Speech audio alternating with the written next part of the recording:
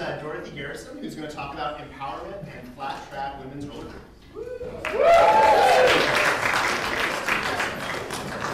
I need a second. Just Sure, yeah.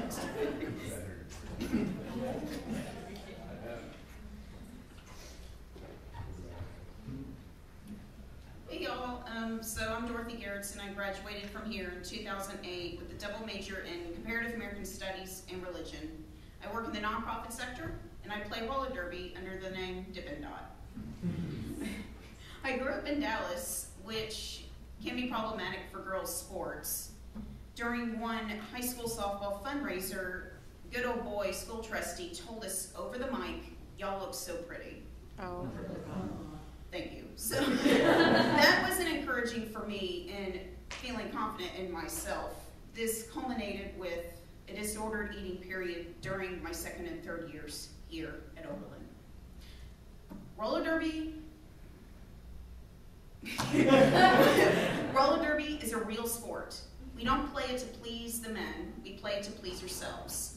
That's why I play this sport. The Women's Flat Track Derby Association rule book is now 70 pages. The skaters wrote it, actually, and it's quite an entertaining exercise to interpret the rules. And a lot of nerds are referees, which is another reason I love roller derby. The skaters run their own derby teams.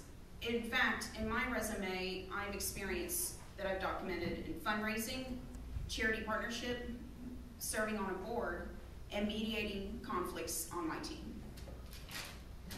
What flat track roller derby's given me finally is the confidence and strength to take ownership of myself and my body as a woman in this country on my own terms. What I love about this sport is roller derby. In roller derby, every body type and every body size is valuable. I really, maybe other than rugby, I can't think of another sport like that. Susie Hot Rod is a world-famous derby player for Gotham Girls Roller Derby and Team USA. In her interview with ESPN, she hits what many of us experience, in that we stop worrying about what our bodies look like and think about, wow, what can our bodies do? Yeah. I'm proud to report that thanks to roller derby, I went up a pant size. This sport is about being confident and strong and being proud of that space you take and make on the track. Injuries in roller derby are a badge of honor. Typically, the stories that cause the injury are pretty funny.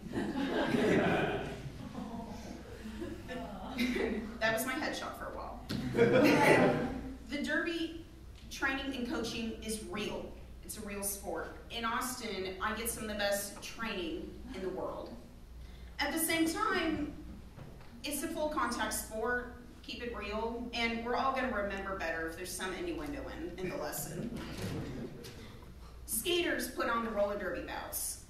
We control the image of this sport. We control our performance, our sexualities, and our presence on the track. At the same time, in our culture, we tend to hear more about what female athletes wear as opposed to how they play. So inevitably, sex probably gets more people to bounce. Some teams intend for this to happen, and some have more professional branding. The men who stick around become refs, volunteers, photographers, and fans of the game. Some even play men's roller derby. The biggest lesson I've learned in roller derby is the value of family, blood family, and derby family.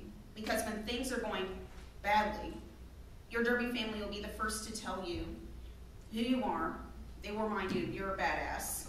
You play this sport.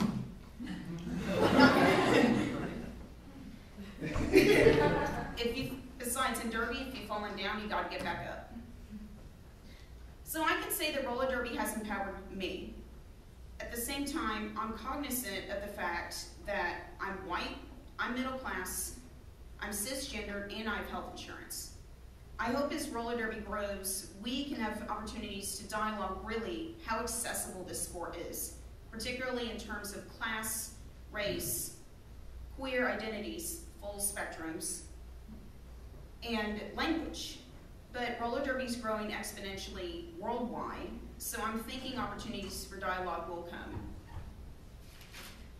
For further research, I really want us to look at how do-it-yourself roller derby teams get and sustain that federal 501c3 status, because that's what most leagues are.